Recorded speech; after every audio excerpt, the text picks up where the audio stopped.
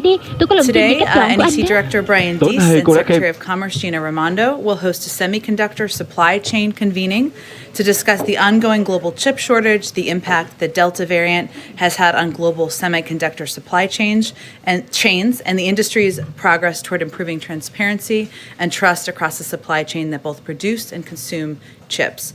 We use semiconductor chips constantly in our everyday lives, and the participants in today's event will be representative of that, including those from the consumer electronics industry like Apple and Microsoft, the automotive and trucking industry, including General Motors, Daimler, and BMW, and firms that support agricultural and infrastructure equipment.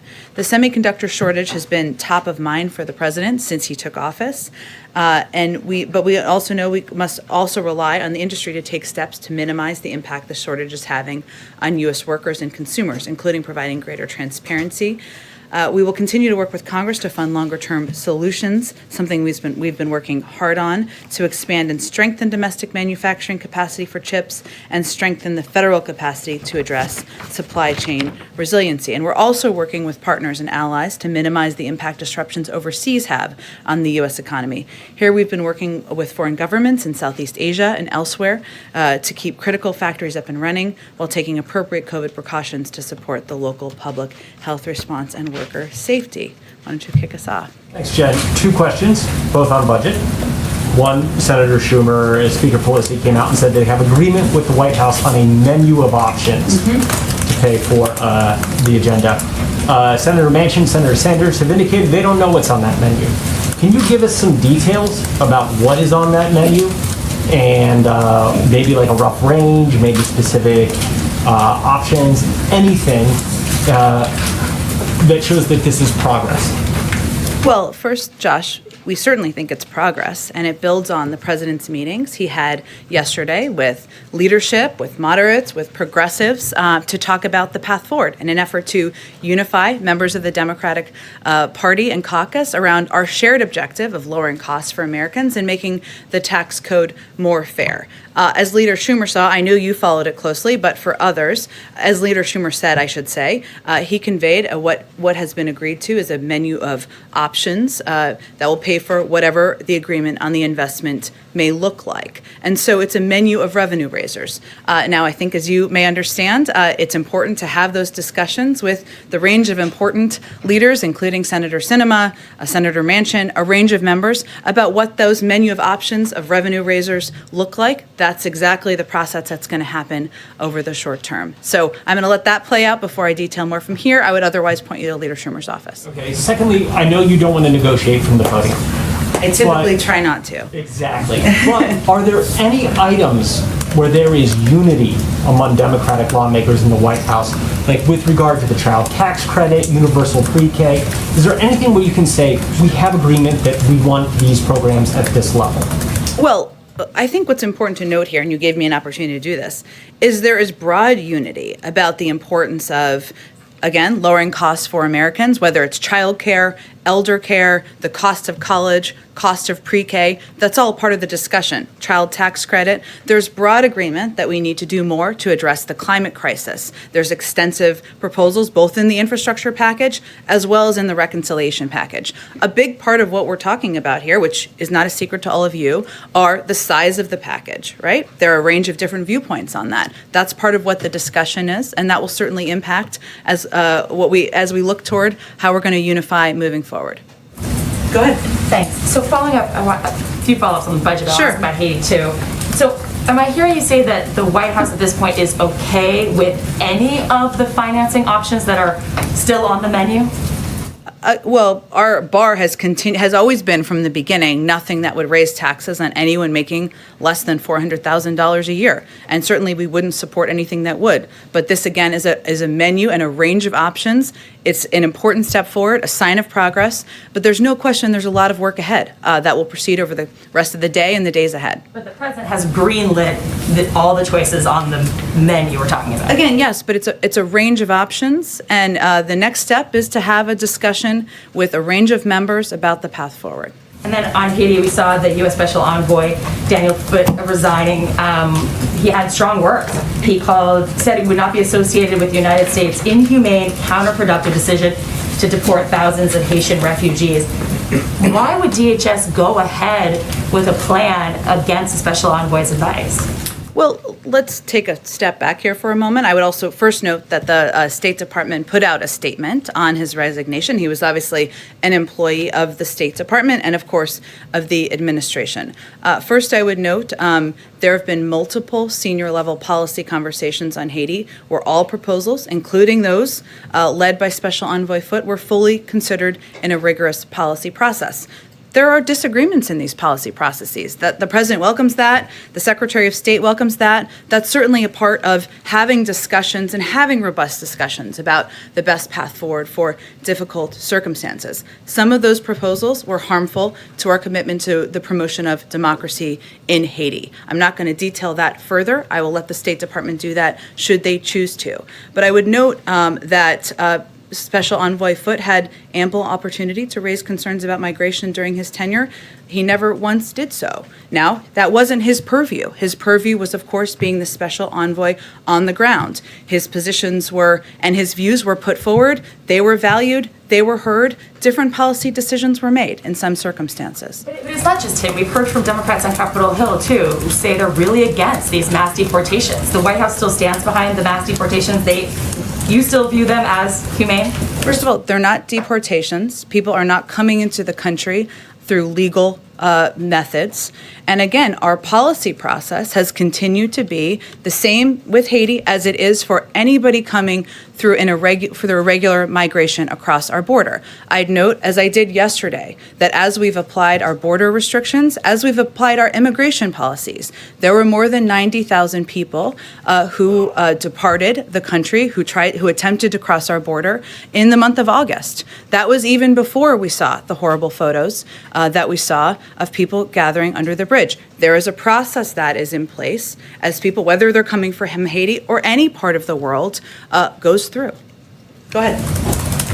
But Jen, we haven't yet heard recently from President Biden specifically about these images on the border. You have described him as saying that they're horrible, but what does he believe of the comparisons being made between his administration and the Trump administration? We saw Congresswoman Maxine Waters just today saying this is Trump's policy. Several other Democrats are saying this looks like the previous administration. What does he think of those comments? Well, what our role is, and what the president has asked his outreach team, members of his national security team, Homeland Security team to do, is to explain clearly what our policy is and what our policy is not. We could not see it as any more different from the policy of the prior administration, which the president feels, we all feel, was inhumane, immoral, ineffective, wasn't operationally working, and because of the dysfunction of it, we have led to a very broken system that we're dealing with today. So what he has asked all of us to convey clearly to people who are understandably have questions, are passionate, are concerned, as we are about the images that we have seen, is one, we feel those images are horrible and horrific. There is an investigation the president certainly supports, overseen by the Department of Homeland Security, which he has conveyed will happen quickly. I can also convey to you that the secretary also conveyed to civil rights leaders earlier this morning that we would no longer be using horses in Del Rio. So that is a policy change that has been made in response. But separately, all related, it's also important for people to understand what our process and our immigration process is and what the steps are that are taken. We are still under Title 42 because we are in a global pandemic. So we are still operationalizing that. If people are not expelled under that, then there are a range of options. Either they are put into an alternative to detention where biometric data is required. They are they are given a notice to appear, or they are put in an ICE facility. This is the process that is ongoing and has happened for every other migrant who has attempted to come irregularly across the border. If I could ask one follow-up on the budget. What is it about the nearly 5 hours of meetings yesterday that gives President Biden hope?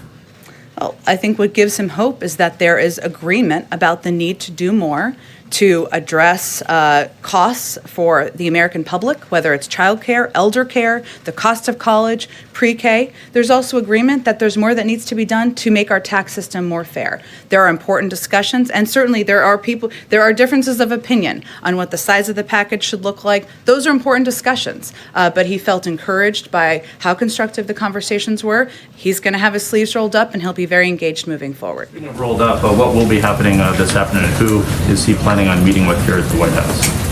We're still finalizing specifics, but I think there'll be members who we're working to see if there can be meetings at the staff level at this point as a follow-up to yesterday. At the staff level, but the president will not be meeting with lawmakers today. We'll see, Jeff. The president's always open to meeting with, discussing, communicating with lawmakers, but as is yesterday is evidence of, but he just met with a broad range of members yesterday. There's a lot of work that needs to continue that can happen with senior staff members, but I don't think anything has been finalized quite yet. We're happy to keep you updated if it does. Go ahead. And I promised I would jump around today, so after you, I'll jump around and come back. Thanks, Jen.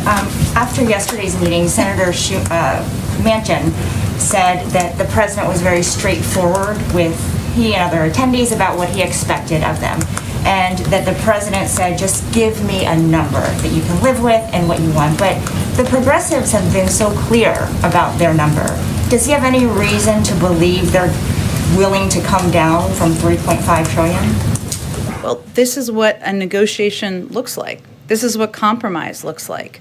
And ultimately, the president also wants to see a robust package that will help lower costs for the American people across the country. You need the votes to get that forward. That is how the process works in Congress. This is democracy in action. So his role yesterday was meeting with a range of voices, hearing from them on what they're excited about, where they may have concerns, and trying to help be a unifier in moving the process forward.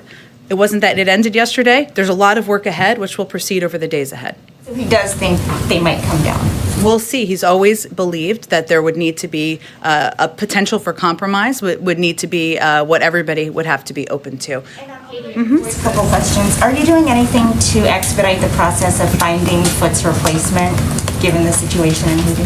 I don't have anything to report out to you on kind of what the next steps are there. What I can reiterate to you is we have an ambassador on the ground. We have a robust presence on the ground. We have a newly installed assistant secretary for the Western Hemisphere, all of whom have experience in the region and will certainly be overseeing the policy at this point in time. Ken, want to go ahead? Just one more. Just one of his concerns that he laid out in this letter was that the Haitian government is expressing an inability to provide for the migrants that are returning there because of a lack of basic resources.